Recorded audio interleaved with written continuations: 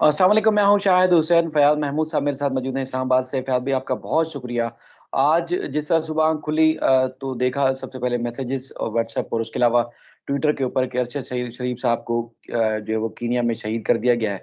उसकी वजह से पूरा आपको पता है कि दिमागी तौर पर इंसान मफ़लूज हो जाता है कि इतने बहादुर, इतने बेहतरीन सहाफ़ी जो कि मुल्क और कौम की खिदमत करना चाहते थे, उनको दिन दहाड़े कत्ल कर दिया गया, उनको शहीद कर दिया गया। आज आज इस्लामाबाद हाई कोर्ट में भी इस मामले में जो है वो बाकायदा तौर पर वहाँ समाअत हुई। उसका एक तो अहवाल बताइएगा। दूसरा, क्या सिचुएशन है वहाँ इस्लामाबाद में, क्या सूरत-ए-हाल है? उनके जैसे खाकी को पाकिस्तान कब लाया जाएगा? हुकूमत क्या सोच रही है? तहकीकात का मुतालबा किया जा रहा है सोशल मीडिया पे, तो शायद ही कोई ऐसा आदमी हो जो इस तहकीकात का मुतालबा ना कर रहा हो कि अरशद शरीफ मुल्क-मुल्कों भागते रहे, मुल्क-मुल्कों जाते रहे। क्या वजह थी कि वो पाकिस्तान छोड़ने पर मजबूर हुए? अब मामला होने वाला क्या है? शाहिद भाई, आपका बहुत-बहुत शुक्रिया। और आपको जैसा कि मालूम है, आपने मुख्तलिफ़ जो चीज़ें पूछी हैं, मैं वन बाय वन आपको उन सब का जवाब देता हूँ।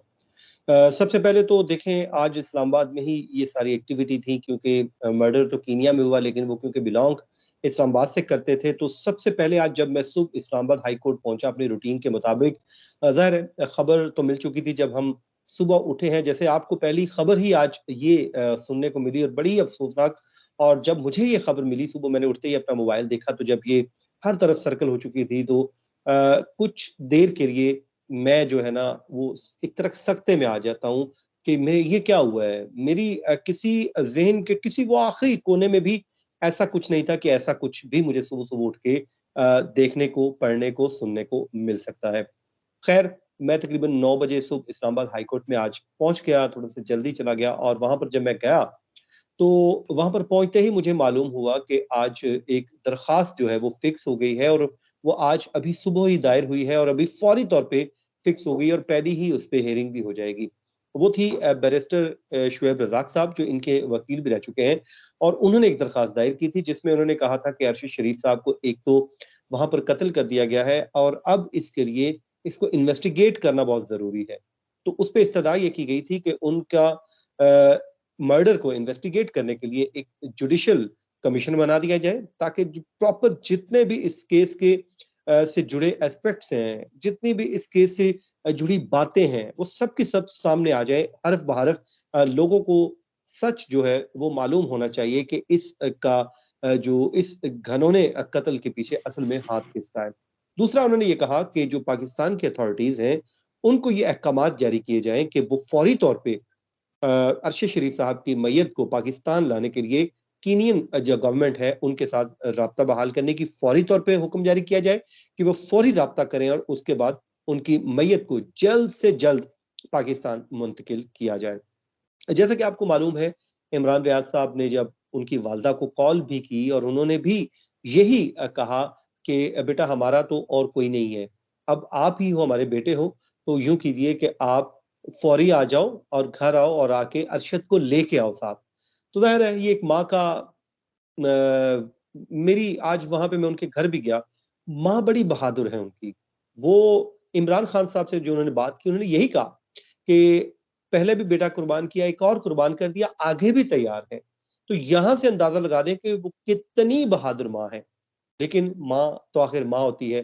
तो ख़ैर, उसके बाद उन्होंने कहा, कोर्ट में कहा, तो फिर जब justice Athar Minallah chief justice Islamabad high court थे, उन्होंने इस केस की समाअत की, और उन्होंने पहला सवाल ही पूछा कि किनके कत्ल की बात हो रही है? तो बताया ये गया कि अरशद शरीफ साहब वो कत्ल हो गए हैं। ज़ाहिर है अरशद शरीफ साहब कुछ अरसा कबल इनकी अदालत में पेश हुआ करते थे, लेकिन चीफ जस्टिस अतर मिनल्ला को आप क्रेडिट दीजिए कि उन्होंने इनकी गिरफ्तारी नहीं होने दी। उनके खिलाफ जितने भी मुकदमात बने, उसमें किसी एक केस में भी एफआईए या दीगर जो पुलिस है, उनको अरेस्ट नहीं कर सकी।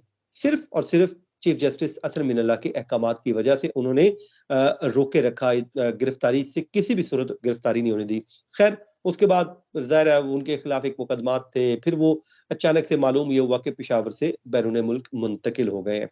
तो जिसके बाद उनकी वीडियोज़ तो आ रही थी, उनके ट्वीट्स भी आ रहे थे, लेकिन वो कहाँ पे है एग्ज़ैक्टली वो खुद ही जानते थे, या ज़ाहिर है उनकी फैमिली जानती थी कि वो कहाँ पर हैं।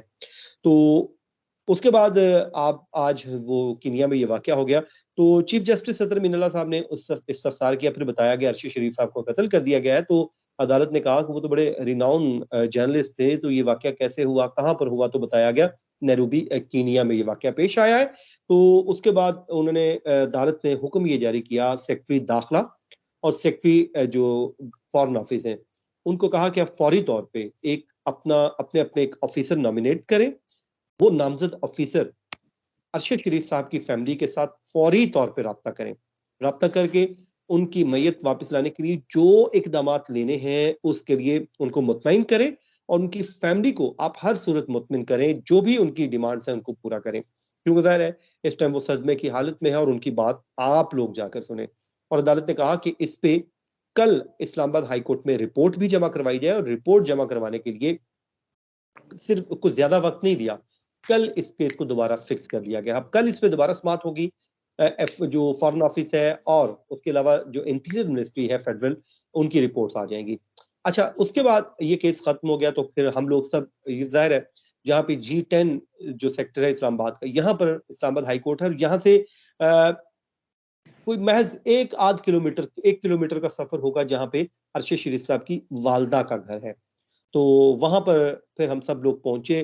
तो इमरान खान साहब वहां पर उस टाइम मौजूद थे जब मैं गया, तो वहां पर उस वक्त इमरान खान साहब आए हुए थे उनके घर।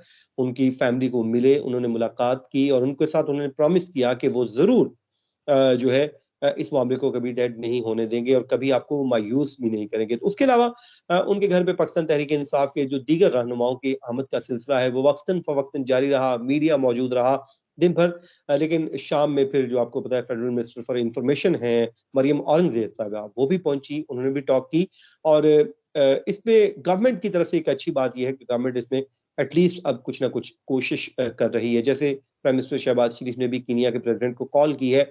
लेकिन ज़ाहिर है अब अरशद शरीफ साहब तो वापस नहीं आ सकते, लेकिन इंसाफ ज़रूर दिलाया जा सकता है। उनको इंसाफ मिल जाए, उनकी फैमिली को इंसाफ मिल जाए, तब भी काफ़ी है। क्योंकि अब वो तो इस दुनिया से जा चुके हैं, उन्होंने वापस नहीं आना। लेकिन जो कीनिया की पुलिस का मौक़िफ़ है, उसमें थोड़ा बहुत अब झोल दिखाई दे रहा है। जो कीनिया के जर्नलिस्ट हैं, वो अब ट्वीट्स कर रहे हैं, इंटरनेशनली इसमें ट्वीट्स हो रही हैं कि स्टोरी में झोल है। देखें, जब भी यहाँ पर भी ऐसे वाक़यात होते रहते हैं, तो जब कोई गाड़ी नहीं रोकता तो उसका तरीकाकार यही होता है, फायर मारा जाता है, टायर ब्रस्ट कर दिया जाता है या कोई और तरीकाकार होता है। लेकिन इस पे उन्होंने सीधा हेड पे गोली मारी। ये बड़ा ही ज़ुल्म और इंतहा का ज़ुल्म है। आज मैंने शाहिद भाई लोगों को उदास देखा है। इस्लामाबाद की जो फ़िज़ा में मैंने उदासी देखी है। शाम में हम बैठे थे तो कुछ दोस्त, तो वो दोस्त कह रहे थे, यार आज तुम लोगों को इस फ़िज़ा में, इस्लामाबाद की हवाओं में उदासी दिखाई नहीं देती। तो मैंने कहा बिल्कुल आप दुरुस्त कर रहे हैं। आज हर बंदा उदास था, हर लोगों मैंने जर्नलिस्टों की आंखों में आंसू देखे हैं। इमरान रियाज साहब रो रहे थे, समी इब्राहिम साहब रो रहे थे और न जाने मेरे वो जानने वाले, मुझे एक खातून की कॉल आई, वो सुबह-सुबह उन्होंने कॉल किया, उन्होंने पूछा कि मैंने आपसे पूछना था कि ये जर्नलिस्ट की खबर आ रही है, तो क्या सच है? तो आप यकीन करेंगे उनका उनसे कोई ताल्लुक नहीं था, लेकिन वो रो रही थी। लोग बिल्कुल। रोए हैं। जिस तरह आपने कहा कि मुरीद अब्बास वाला मामला हुआ, उस टाइम भी लोग रोए थे। जिस तरह अमजद साबरी साहब को कत्ल किया, तो मुझे आज भी याद है, इसहाक डार साहब नदीम मलिक साहब के साथ बैठे हुए थे शो में, तो उनकी आँखों में आँसू थे। यानी कि उस टाइम कोई ऐसा शख्स नहीं था जो ना रोया हो। दिल खून के आँसू आज भी रो रहा है कि एक हँसता, खेलता, जीता, जागता इंसान चंद सेकंड में उससे उसकी ज़िंदगी छीन ली गई। तो फ़ैज़ भाई ज़िंदगी तो बहुत हुकूमत क्या इंतज़ामात कर रही है उनके जैसे खाकी को लाने के लिए? इस्लामाबाद में क्या ख़बरें हैं? दूसरा, उनके वकील ने जो गुफ्तगू की इस्लामाबाद हाई कोर्ट में कि जब वो दुबई में थे, तो दुबई में उनको नहीं रहने दिया गया पाकिस्तान के ऑफ़िशियल्स की तरफ से। उनको कहा गया कि या तो अपने मुल्क वापस चले जाओ या फिर कहीं और चले जाओ। तो ये क्या माजरा था? हाँ, देखिए ये अभी खबरें तो इस तरह की आ रही हैं, लेकिन वो यही चीज़ उन्होंने ये बात साथ में ये भी की कि इन चीज़ों को भी इन्वेस्टिगेट होना चाहिए। कि उनका बेसिक सवाल ये था कि कीनिया में ही वो क्यों गए? ये आपके ज़हन में भी सवाल है, मेरे ज़हन में भी सवाल है और हर किसी के ज़हन में सवाल है कि वो कीनिया आखिर क्यों गए? वो ऐसा मुल्क नहीं है जहाँ पे आप अपने आप को उस तरह सेफ समझ सकते हैं जिस तरह यूरोप के किसी दूसरे मुल्क में समझ सकते हैं। तो इस वजह से ये सवाल उठाया जा रहा है और उसके बाद दूसरी वजह ये आ रही है कि उनकी मैयत को वापस लाने के लिए जो इक़दामात किए जा रहे हैं, वो गवर्नमेंट, आज जो मरियम औरंगज़ेब साहबा ने बताया कि जो हमारे कमिश्नर हैं वो वहाँ पर जो पाकिस्तान के एम्बेसडर हैं वो उनकी मुलाकात भी हुई है और उनकी जस्ते खाकी को वापस लाने के लिए और जल्द से जल्द वापस लाने के लिए इंतजामात को हतमी शक्ल दी जा रही है। ज़ाहिर है, आपको मालूम है कि वहाँ पर एक इन्वेस्टिगेशन चल रही है, वहाँ का जो इन्वेस्टिगेशन यूनिट है वो अब इस केस की इन्वेस्टिगेट कर रहा है कि आखिर मामला हुआ क्या है? क्योंकि अब क्राइम वहाँ पे हुआ है, तो मेरे ख्याल में फौरी तौर पे मुझे नहीं लग रहा कि इसी तरह इतनी जल्दी से बॉडी लाई जा सकती है। लेकिन अगर कल या परसों तक आ जाती है, तो वाक़ई ये बड़ी हैरानकुन बात होगी, क्योंकि वहाँ पर मुकदमा दायर है, ये वक़ूआ वहाँ का है, वहीं पे ये मर्डर हुआ है और वहीं पे ही अब उनकी इन्वेस्टिगेशन उन्होंने तो करनी है, क्योंकि पुलिस ने तो एक सिंपल सी वो स्टेटमेंट जारी कर दी कि शिनाख्त नहीं हुई और हमने जी जी। गोली मार दी, वो मिस्टेकनली। ये क्या यार अजीब बात है कि हमसे पहचान नहीं हुई और हमने गोली मार दी, इस तरह थोड़ी होता है। तो इसमें खैर अब इन्वेस्टिगेट होगी और उम्मीद है जल्द बॉडी आ जाएगी। बस मेरी एक ही ख्वाहिश है कि इंसाफ होना चाहिए, क्योंकि इंसाफ नहीं होता वहाँ पर जो वो मुआशरे तबाह हो जाते हैं। रसूलुल्लाह सल्लल्लाहु अलैहि वसल्लम ने एक दफ़ा ने फरमाया था, आपको याद होगा कि पिछली कौमें सिर्फ़ इसलिए तबाह हो गईं कि वो इंसाफ नहीं करती थीं। वो बड़ों को छोड़ देती थी, छोटों को पकड़ लेती थी, तो आज पाकिस्तान में भी वही निज़ाम राइज है।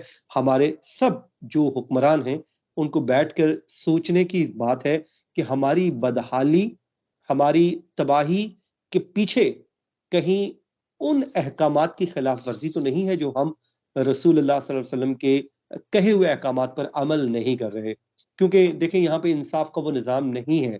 यहाँ पे एक आम आदमी पकड़ा जाता है, उसको आज रिपोर्ट आई अडयाला जेल की, आप देखें कि वहाँ पर ज़ुल्म के 36-35 लोगों का इंटरव्यू किया गया। 26 लोगों ने कहा कि जी हमें टायर का जो रबड़ होता है उससे मारा जाता है। हमें इंसाफ नहीं दिया जाता। तो जिस मुल्क में इंसाफ नहीं होगा, वो मुआशरा तबाह होगा। आप यूरोप चले जाएँ, वहाँ की अदालतों में इंसाफ है। वहाँ पे लोग इंसाफ पे बिलीव रखते हैं, उनके जस्टिस सिस्टम पे बिलीव है। लोगों को वहाँ की पुलिस पे यकीन है कि पुलिस हमारे साथ ज़्यादती नहीं करेगी।